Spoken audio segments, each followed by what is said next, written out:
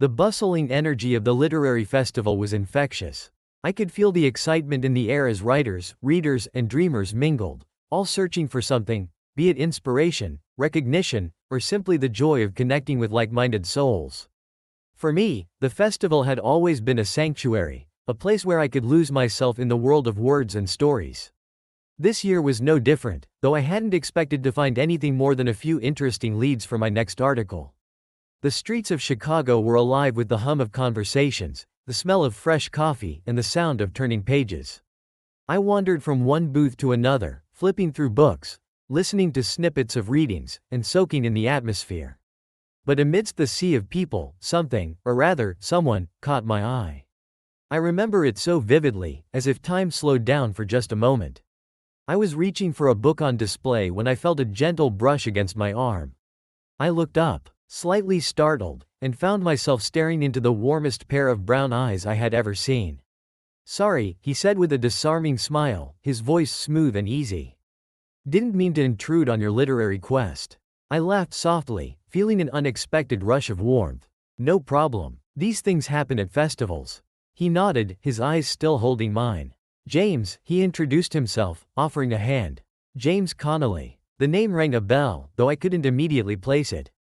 "Carla," I replied, shaking his hand. "Carla Mitchell. Are you a writer too, Carla?" he asked, his tone genuinely curious. "Journalist," I corrected, though I often dreamed of one day penning something more creative. "And you?" His smile widened as if he was amused by something. "I dabble in writing. A few books here and there." And that's when it clicked. James Connolly. The James Connolly, the best-selling author whose latest novel had been on the top of my to-read list. My heart skipped a beat. And I hoped my surprise didn't show too much on my face. "I think I've read one of your books," I said, trying to sound nonchalant. "Or maybe two." He chuckled. "Only two? I'll have to work harder, then." There was something about the way he said it, the easy charm in his voice, that made me laugh again. I felt a connection, an undeniable spark, even amid the crowded festival. It was like we were the only two people there, sharing a private joke in a world of our own. We talked for a while. About books, writing, and the festival itself. The conversation flowed effortlessly like we had known each other for years. I found myself drawn to his wit, his intelligence, and the way he seemed genuinely interested in what I had to say. It was a refreshing change from the usual interactions I had at these events, where conversations often felt forced or superficial. As the day wore on, we continued to bump into each other, our conversations growing longer and more personal. I could feel something building between us. Something I hadn't expected or even been looking for. It was thrilling and terrifying all at once. When the festival began to wind down, and the crowd started to thin, I realized how much I didn't want this day to end. I didn't want to say goodbye to James, not yet. And from the way he looked at me, I had a feeling he felt the same. "Would you like to grab a coffee?" he asked, almost as if reading my mind. I hesitated for just a second, thinking about the life waiting for me back home. The responsibilities, the routine. But the pull of this moment, of this connection, was too strong to resist. "I'd love to," I replied, feeling a surge of excitement that I hadn't felt in a long time. As we walked away from the festival together, I couldn't help but wonder what this meant, and where it would lead. All I knew was that I wanted to find out, even if it meant stepping into the unknown. The coffee shop James chose was tucked away on a quiet street, far from the noise and chaos of the festival. It was the kind of place where time seemed to slow down, where people came not just for the coffee but for the conversation. We found a cozy corner near the window, the afternoon sunlight casting a warm glow over the wooden tables and worn leather chairs. As we sat down, I felt a nervous excitement bubbling up inside me. This was different from anything I'd experienced in a long time. I had been on countless coffee dates with Ben's over the years, but this felt fresh and unpredictable. I wasn't sure what to expect, and that was part of the thrill. "So, how does a journalist end up at a literary festival?" James asked as he stirred sugar into his coffee, his eyes never leaving mine. I smiled, appreciating how he made even the simplest questions feel meaningful. "I guess I'm always looking for stories," I replied. "And what better place to find them than here? Writers, readers, dreamers, they all have something to share." He nodded thoughtfully. "And have you found anything interesting this year?" I hesitated, my thoughts drifting back to the day we met. I might have, I said slowly, the words carrying more weight than I intended. He caught the implication and smiled, a hint of mischief in his eyes. Care to elaborate? I laughed softly, shaking my head. Not just yet. Maybe after a few more cups of coffee. The conversation flowed effortlessly from there, as it had at the festival. We talked about our favorite books, our least favorite books, and everything in between. James had a way of making me feel at ease, like I could say anything and he'd understand. It was rare to find someone who could both challenge and comfort you at the same time. As the hours passed, I found myself comparing him to Ben more and more. Ben, with his predictability, his safe, reliable presence. He was the kind of man who never let you down, who always did what was expected. And yet, there was something about him that felt flat, especially now, as I sat across from James, who was everything Ben wasn't: spontaneous, intriguing, and full of surprises. I felt a pang of guilt for even thinking it, but I couldn't deny the truth. My feelings for Ben, once so strong, had begun to fade. It was like a candle that had burned brightly for years but was now slowly flickering out. And sitting here with James, I realized just how dim that light had become. James must have noticed the shift in my mood because he reached across the table and gently touched my hand. "Hey, where'd you go just now?" His touch was electric, sending a jolt of warmth through me. I looked up, meeting his concerned gaze. "I'm right here," I said, forcing a smile, though my mind was miles away, wrestling with thoughts I wasn't ready to face. He didn't press me, and for that, I was grateful. Instead, he leaned back in his chair, sipping his coffee and letting the silence stretch comfortably between us. There was no need for words. The connection we shared spoke louder than any conversation could. Eventually, the barista came over to let us know they were closing soon. I hadn't realized how much time had passed, how lost I'd been in this unexpected moment. As we gathered our things and headed for the door, James turned to me, a hopeful look in his eyes. "Can I see you again?" he asked, his voice soft, almost hesitant. I hesitated for a brief moment, thinking of Ben, of the life I'd built with him. But the pull I felt toward James was undeniable. It was something I hadn't felt in a long time, something that made me feel alive in a way I hadn't expected.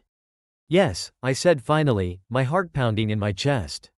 "I'd like that." We exchanged numbers, and as we stood on the sidewalk, I realized how much I was looking forward to our next meeting. This was the beginning of something new, something I didn't quite understand yet but was eager to explore. As I walked home, the city lights twinkling above me, I couldn't shake the feeling that my life was about to change in ways I couldn't yet imagine. And for the first time in a long time, I wasn't afraid of that change. I welcomed it. Our meetings became a regular thing, each one building on the last, weaving a web of connection that grew tighter and more intricate with every conversation. James and I met in cafes, parks, and sometimes even at the edge of the lake, where the city's noise faded into the gentle lapping of waves. The more time I spent with him, the more I felt myself being pulled into his orbit, as if some invisible force was drawing us together, making it impossible to stay away. It wasn't just his charm or the way he made me laugh, though both played a part. It was the way he looked at the world, with a sense of wonder and curiosity that mirrored my own. We would sit for hours talking about everything, books, of course, but also about art, music, and the lives we wished we could lead. With James, the conversations always ran deeper, touching on things I had buried long ago or hadn't even realized I needed to say out loud. One afternoon, we found ourselves back at the same coffee shop where we had our first real conversation.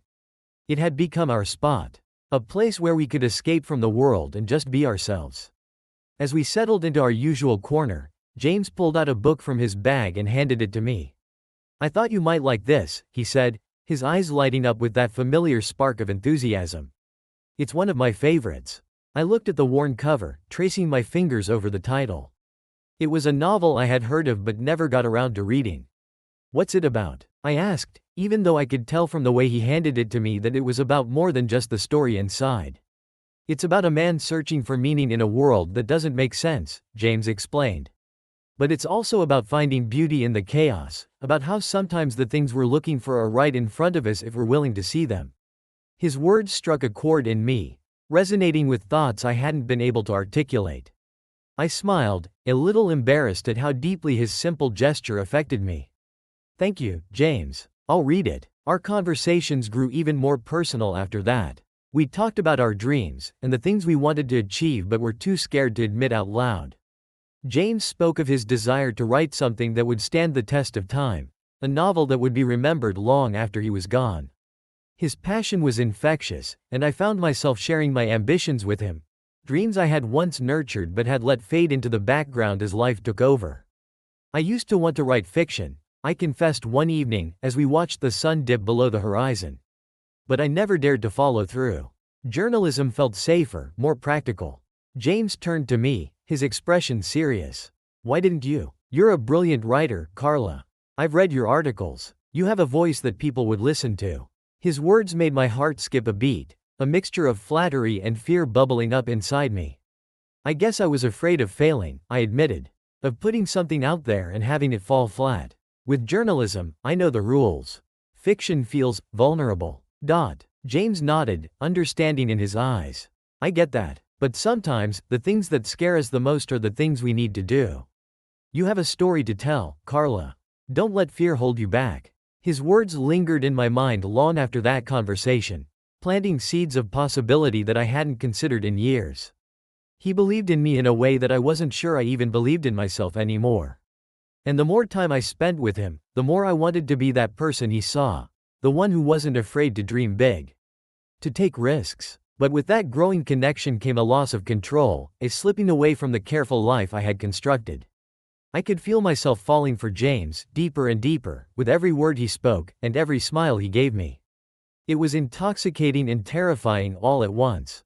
There were moments when I would catch myself staring at him, lost in thought, wondering how things had spiraled so quickly. I knew I was crossing lines I couldn't cross, but the pull was too strong. It wasn't just physical, though that was undeniable, it was emotional. Intellectual. He understood me in ways that I hadn't understood in years, maybe ever. And yet, with every passing day, a small voice in the back of my mind reminded me of the life I was leaving behind, the promises I was breaking. But that voice was growing fainter, drowned out by the feelings I couldn't suppress. I was losing myself in James, and as much as I knew it was dangerous, I didn't want to stop. It was like standing at the edge of a cliff, knowing the fall would be long and painful, but being unable to resist the urge to jump. So I kept leaning closer, inch by inch, letting the currents pull me under, deeper into this affair I hadn't meant to start but couldn't imagine ending. It wasn't until our fourth or fifth meeting that I allowed myself to acknowledge the truth I had been trying so hard to ignore. I was in love with James. It wasn't the fleeting infatuation I had tried to convince myself it was. It was deeper, more consuming, and far more dangerous. The realization hit me like a cold wave, shocking and undeniable, but instead of pulling away, I found myself drawn even closer.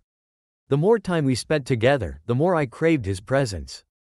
Our meetings became a secret lifeline, something I clung to amidst the monotony of my everyday life. Each stolen moment with James was like a breath of fresh air, a reminder of the person I used to be, the person I still wanted to be. But with every step deeper into this hidden world, I knew I was walking a razor's edge, one that could slice through the delicate fabric of my life at any moment. The first time I lied to Ben about where I was going, it felt like a small betrayal, a harmless omission. I told him I was meeting an old friend from college, someone I hadn't seen in years. He didn't question it, too caught up in his work to notice the shift in my behavior. But as the lies piled up, each one more intricate than the last, the weight of my deception grew heavier, pressing down on me until it became almost unbearable. I started leaving the house under the guise of work, claiming I needed to cover late-night events or interview sources at odd hours. It wasn't unusual for me to be out at strange times. Journalism often demanded flexibility, but now, every excuse was laced with guilt. I would feel a knot in my stomach every time I saw the trust in Ben's eyes, knowing how easily I was breaking it. But then I would see James and all that guilt would melt away, replaced by a longing so intense that it drowned out everything else. When we were together, the rest of the world ceased to exist.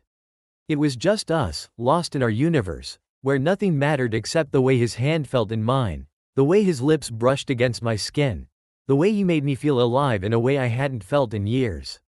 Our meetings became more frequent and more urgent, as if we both knew this fragile bubble we had created could burst at any moment. We would meet in quiet cafes, in dimly lit bars, in secluded corners of the city where no one would recognize us. Each rendezvous was a dance of secrecy. A delicate balance of passion and discretion. We were careful, but the thrill of the forbidden only made our connection stronger, more intoxicating. And yet, with every kiss, every whispered promise, I could feel the walls closing in around me. The guilt I had pushed aside always crept back in the moments of quiet, when I was alone with my thoughts. I would lie awake at night, staring at the ceiling, the weight of my actions pressing down on me like a lead blanket. I knew I was betraying Ben. That I was tearing apart the life we had built together, but I couldn't stop. The pull toward James was too strong, too consuming to resist. The internal conflict was tearing me apart. During the day, I would go through the motions with Ben, pretending everything was normal, while my mind was filled with thoughts of James. I started noticing the differences between them more acutely. The way Ben's touch had grown routine, almost mechanical, while James's touch set my skin on fire. The way Ben would talk about work, about the mundane details of our life, while James and I discussed our dreams, our fears, and our desires. But with that passion came the ever-present shadow of guilt. I would catch glimpses of myself in the mirror, and the woman staring back at me was a stranger. Someone I didn't recognize, someone I wasn't sure I liked. I had never been the type to cheat, to lie, to deceive the people I loved. But here I was, living a double life, unable to stop the train I had set in motion. I tried to justify it to myself, telling myself that I deserved this, that after years of monotony and routine, I had earned a taste of something more. But deep down, I knew these were just excuses, attempts to soothe the guilt that gnawed at me. I was lying to everyone around me, Ben, James, even myself. As the days turned into weeks, the tension inside me grew, a storm that was building to a breaking point. I knew I couldn't keep this up forever, that something would have to give. But I didn't know how to let go of James, of the life I had with Ben, of the woman I had become. And so, I continued, caught in the web of my own making, each thread tighter and more tangled than the last. I was living in the shadows, hiding from the truth, and the longer I stayed there, the harder it became to find my way back to the light. The night it all started to unravel was, in many ways, just like any other. Ben and I had settled into our usual routine after dinner, he with his laptop, buried in code, and I with a book that I pretended to read while my mind drifted elsewhere. It had become a familiar rhythm, one that we had fallen into over the years, where we shared the same space but not much else. I had come to rely on this predictability, using it as a cover for the secrets I now harbored. I didn't notice Ben looking at me more than usual that evening, nor did I see the subtle shifts in his demeanor. I was too wrapped up in thoughts of James, replaying our last encounter in my mind, a smile tugging at my lips as I remembered the way he had whispered my name. The way he had made me feel. It wasn't until later when I was getting ready for bed, that the first crack appeared. I had left my phone on the kitchen counter, a careless mistake I never would have made just a few weeks ago. But my guard had slipped, the routine of deception had made me complacent. I didn't hear Ben pick it up, didn't see the brief moment of hesitation before he pressed the home button and saw the screen light up. It was a simple message from James, nothing overtly romantic or incriminating. Just a line about looking forward to seeing me again. But it was enough to make Ben's heart skip a beat, enough to spark a suspicion that had likely been simmering for some time. The casual tone of the message belied the depth of what it represented, and I can only imagine the thoughts that must have raced through Ben's mind as he stood there, staring at the phone in his hand. By the time I returned to the kitchen, Ben was back at his laptop, his face a careful mask of concentration. My phone was exactly where I had left it, with no sign that it had been touched. I picked it up, absent-mindedly checking for notifications, and saw the message from James. A small thrill ran through me, quickly replaced by a pang of guilt. I sent a quick reply, then turned my phone face down, a habit I had developed to avoid unwanted questions. "Everything okay?" I asked, sensing a tension in the room that hadn't been there before. "Yeah," Ben replied without looking up. "Just a tough bug I'm trying to fix." I nodded, not thinking much of it, and went to bed. But as I lay there in the dark, waiting for sleep to come, I couldn't shake the feeling that something was off. Ben had seemed distant, more so than usual, and I couldn't tell if it was just the stress of his work or if there was something else. The next morning, the atmosphere in the apartment was strangely subdued. Ben was quieter than usual, his responses clipped, his focus intense. He kissed me goodbye before leaving for work, just like always. But there was a coldness in the gesture that made my stomach turn. I went through the day with a growing sense of unease, replaying the events of the previous night over and over in my mind, searching for any clues I might have missed. By the time I met James for lunch, I was a bundle of nerves, struggling to keep up appearances. "You seem distracted," James said, his brow furrowing with concern. "Everything okay?" "Yeah, just work stuff," I lied, forcing a smile. "It's been a long week." He didn't push, but I could tell he wasn't convinced. The truth was, I was terrified. Terrified that Ben knew, that he had seen the message and was just biding his time before confronting me. But as the days passed and he didn't say anything, my fear began to morph into something else. A nagging suspicion that he wasn't going to confront me at all, at least not in the way I expected. Ben's behavior changed subtly after that night. He was still quiet, still distant, but there was a new edge to him. A sharpness that made me uneasy. He started spending more time at his computer, often late into the night, and when I would ask what he was working on, he would just mutter something about a new project and change the subject. I should have been relieved that he hadn't confronted me directly, that our life continued on the surface as it always had. But I couldn't shake the feeling that he was planning something I couldn't quite put my finger on. It was like living with a ticking time bomb, never knowing when it would go off. The tension in the air was palpable, and every time I looked at Ben, I saw the distance growing between us, a chasm that I had created with my lies and secrets. I felt like a stranger in my own home, constantly on edge, waiting for the other shoe to drop. And yet, I couldn't stop seeing James. Our relationship had become the one thing that felt real, that made sense in a world that was rapidly spiraling out of control. With him, I could forget, even if just for a little while. The mess I had made of everything else. But the truth, I knew, was waiting for me, lurking just beneath the surface. And sooner or later, it would come out. The only question was how much damage it would do when it finally did. The days that followed were filled with an uneasy calm, a sense that something was brewing just beneath the surface. Ben seemed more distant than ever, his eyes often glued to his laptop screen, fingers dancing over the keys in a way that made me wonder what he was really up to. But I told myself not to worry. After all, he was a programmer, his late-night coding sessions were nothing new. I convinced myself that whatever tension existed between us was just my imagination, a side effect of the guilt that had been gnawing at me for weeks. But while I tried to ignore the signs, Ben was setting his plan into motion, one line of code at a time.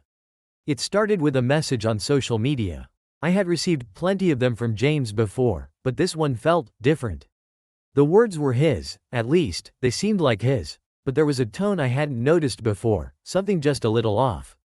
It was subtle and easy to dismiss, but it made me pause. "Hey, Carla, been thinking about our last conversation. I feel like there's so much more to say. Maybe we should talk more privately?" A request to switch to a different platform wasn't unusual. We often moved our conversations to more secure places, away from the prying eyes of the digital world. But something about this message made me hesitate, even if I couldn't quite put my finger on why. I brushed off the unease, blaming it on the stress James had been under lately. His publisher had been pressuring him for a new manuscript, deadlines looming over him like a dark cloud. Stress could do strange things to people, and maybe I was reading too much into it. Still, I couldn't shake the feeling that something had shifted between us. But instead of confronting it, I went along with the change. I replied to the message, agreeing to move our conversation elsewhere. Within minutes, I received a friend request from a new account, one that bore all the hallmarks of being James's, but with a fresh profile picture and a slightly different username. It was an odd move for him, I thought, but not entirely out of character. James was protective of his privacy, especially now that his fame had grown. A new account might just be his way of keeping our conversations safe. At first, everything seemed normal. We chatted about the usual things, books, writing, life. But as the days went by, the tone of the messages began to change. They became more probing and more intimate in a way that made me both excited and uncomfortable. James started asking questions he'd never asked before, delving into parts of my past that I had only ever hinted at. He wanted to know about my childhood, my deepest fears, my unspoken desires. And I, drawn in by his apparent vulnerability, began to open up in ways I never had before. The more I shared, the more I felt the boundaries between us blur. My relationship with Ben had already been fraying at the edges, and now, with James digging into the very core of who I was, I felt like I was losing myself completely. But I couldn't stop. It was as if I was under a spell, unable to resist the pull of these conversations, no matter how uneasy they made me feel. And all the while, Ben was watching. Every message I sent, every secret I revealed, he saw it all. The false sense of security I felt in confiding to James was exactly what Ben had been counting on. He knew me too well, knew exactly which buttons to press to make me unravel. The man I thought I was falling deeper in love with was, in reality, my husband, manipulating me from behind a screen. Slowly, Ben's manipulation grew more intense. The messages from James became darker and more critical. He started to question my choices, subtly undermining my confidence in myself. He pointed out my flaws, the things I was most insecure about, doing it in a way that seemed caring on the surface but left me feeling hollow and exposed. Do you ever think you're wasting your potential, Carla? I mean, you're talented, but it feels like you're holding back. Why is that? The question struck a nerve. I had confided in James about my fears, my insecurities, and the reasons I had stuck to journalism instead of pursuing my dreams of writing fiction. But the way this new James phrased it made me feel inadequate, as if all my past decisions were just failures in disguise. It was the kind of critique that cut deep, the kind that lingered long after the conversation ended. I began to second-guess everything. My work, my relationship with Ben, even my connection with James. All of it felt fragile, as if it could shatter at any moment. I became obsessed with the messages, reading them over and over, trying to find hidden meanings, trying to understand what was happening to me. But the more I searched, the more lost I felt. Ben, meanwhile, was carefully tightening the noose, enjoying the power he held over me, even as I remained oblivious to his true identity. He watched as I confided my most intimate thoughts to the man I thought I loved, watched as I began to doubt myself more and more with each passing day.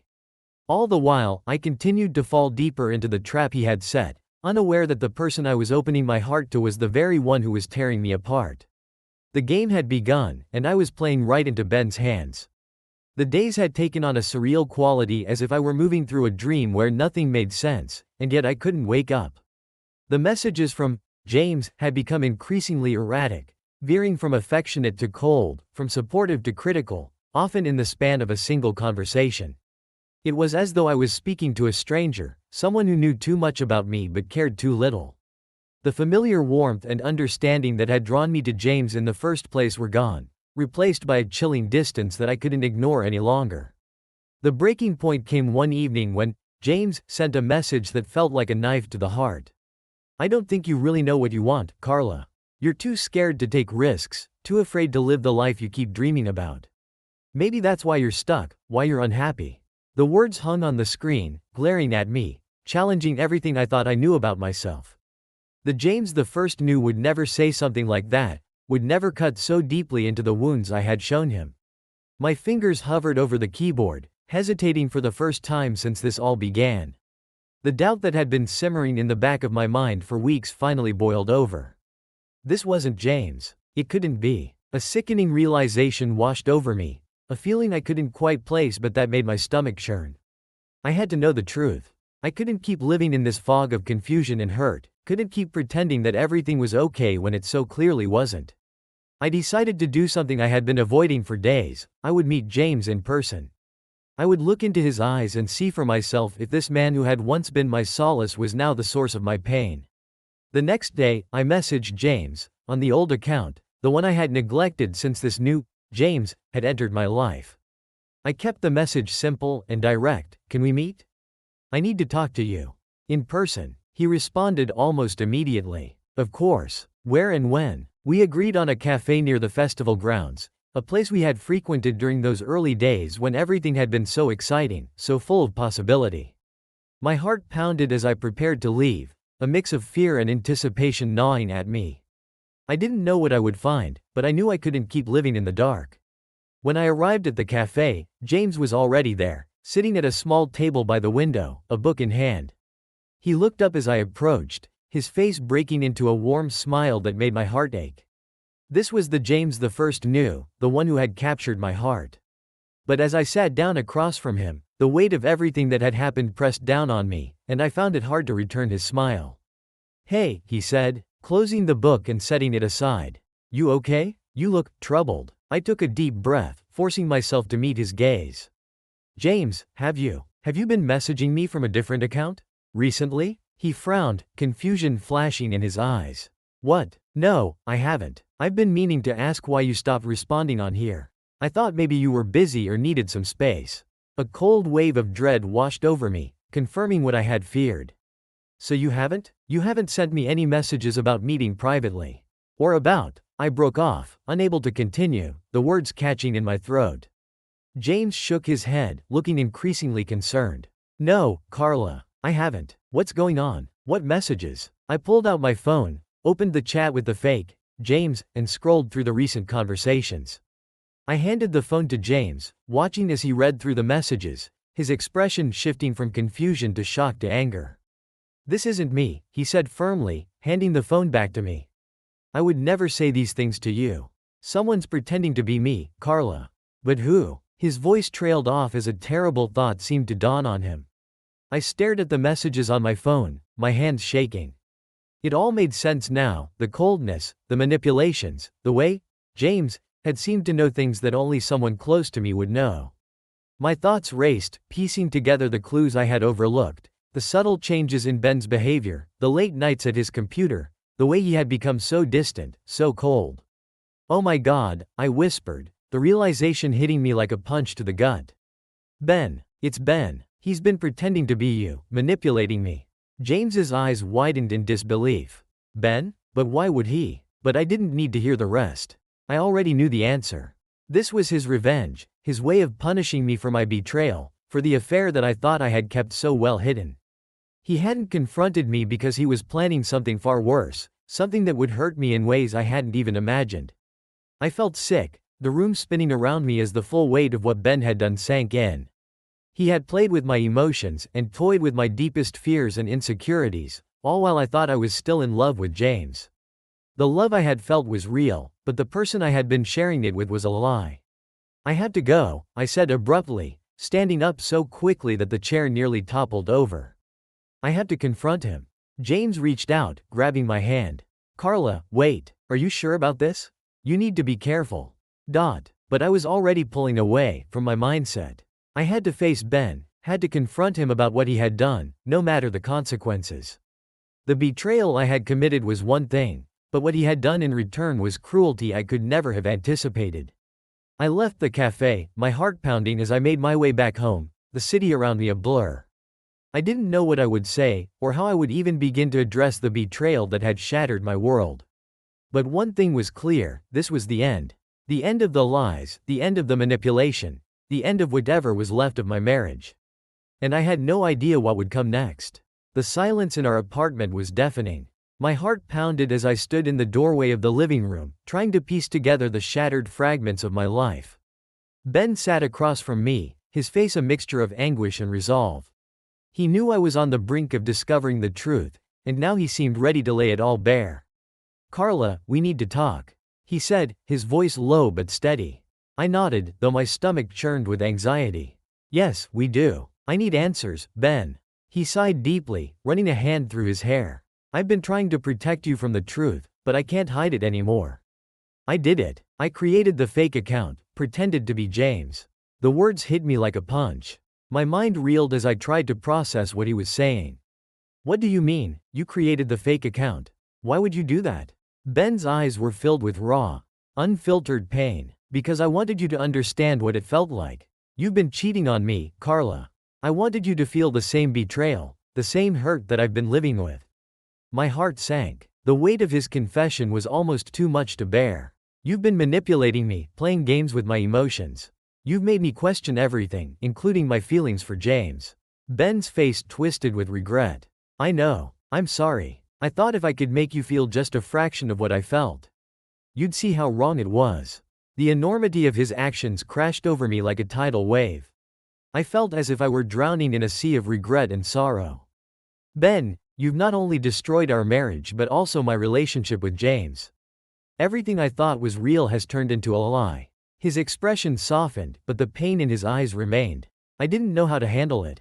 I was lost, and this was the only way I could think of to make you understand. I shook my head, tears streaming down my face. But you didn't just make me understand. You shattered everything. I lost James because of you, and now I don't even know if there's anything left to salvage between us.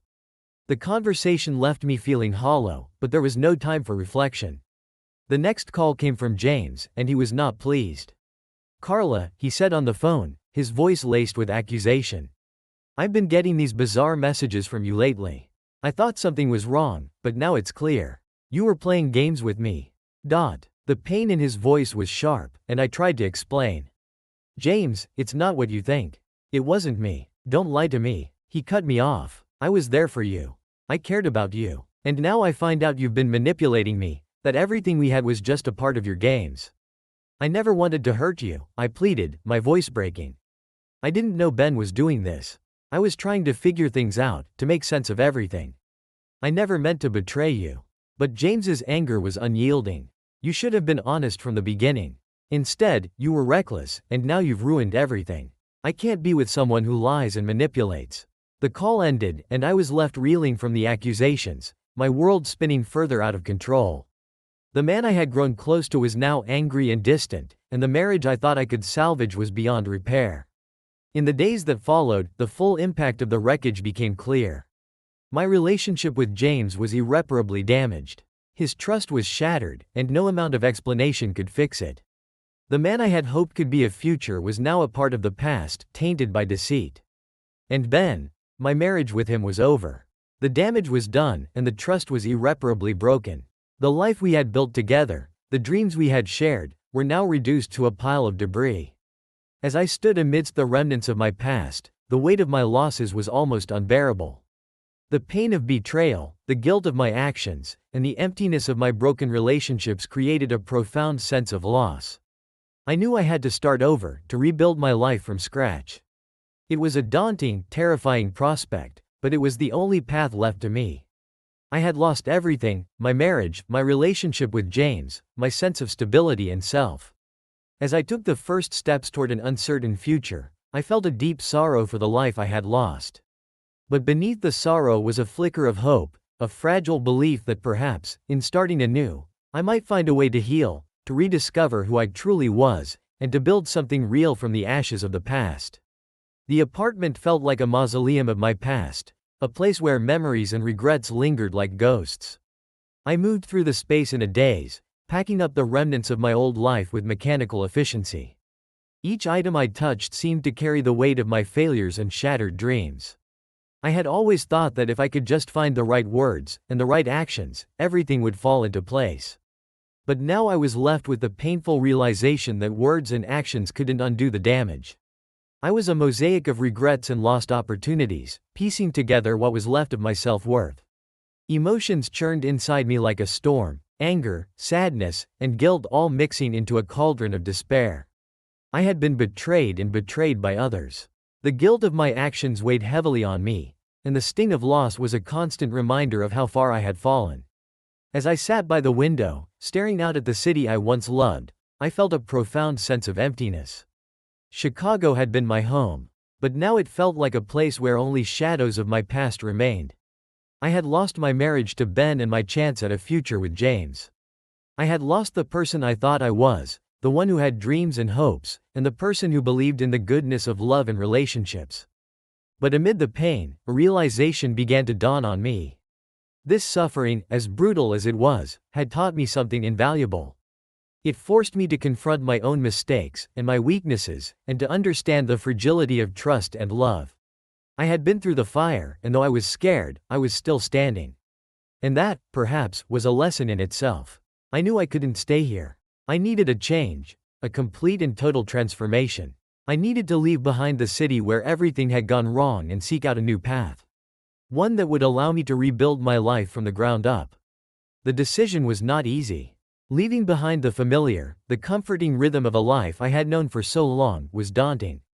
But I understood that staying would only keep me trapped in a cycle of regret and heartache. If I wanted to find myself again, I needed to leap into the unknown. As I packed the last of my belongings, I felt a mixture of sadness and hope. I was leaving behind the wreckage of my past, but I was also stepping into a new chapter of my life. It was a chance to start over, to find new inspiration, and to discover who I could be when stripped of all pretense and expectation. I decided to move to a small coastal town, far from the familiar streets of Chicago. I had always found solace in the ocean, and I hoped that the vast, open expanse would offer me the clarity I needed. I envisioned long walks along the shore, quiet moments of reflection, and a new beginning where I could confront my past while looking forward to a future I had yet to define. As I drove away from Chicago, the city's skyline fading in the rearview mirror, I felt a heavy weight lift from my shoulders.